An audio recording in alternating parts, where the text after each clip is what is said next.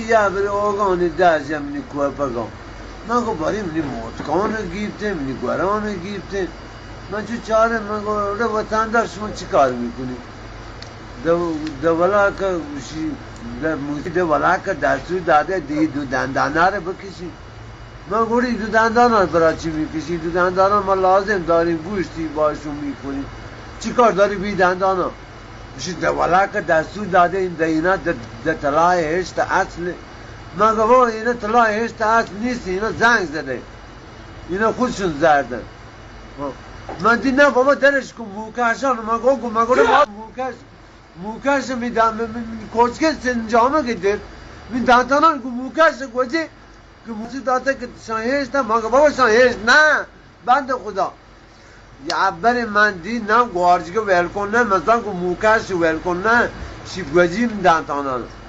یا بر من لگوشتش درسه یا بر مشغول کاشه چنان مشغول کاشه ایمنی مودا هنچ بال ورتک تمنی دی توگمه سیز یا که دیسی نو کشی باکی حلبانی ایده که سر چارا رستم از شبسی که صورتم کوتا و یا بر من کتانیان کو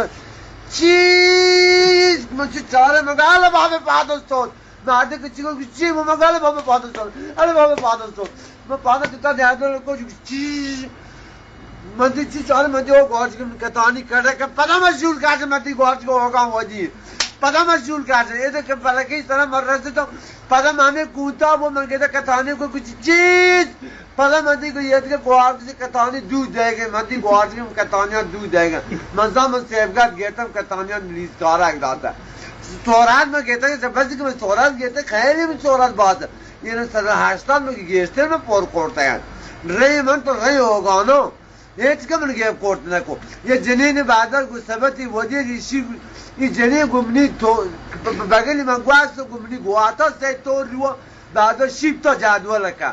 مگه بعد بباش من اوگانا رنده کان دهگن من شول کردم نمودا بال ور تکدم توگمان سیستا گتن این کتانیان دود دهگتن ملت ها دیگوش بارش چی آبه مای چی دود دهگن یا بری من دی پدا یا بری من دی من کتانی پدا من که بسر پلکه رستو من شبتی که تورای ودی تو پدا من کوتا با کچھ کتانی کو چیز پدا من کو گاله باله پادستون پدا من پادست جادر کو کچھ چیز مجھے چاری مندی وہ گواج کی چیر کرے تم چانگوٹ داره پدا من شول کارشن مگو گواج کا ہوگا ودی نو ری من ری ہوگا شامو من شول کارشن یکشی کی در آفیس سرا میں آتا اسے پادا جتا تا جوا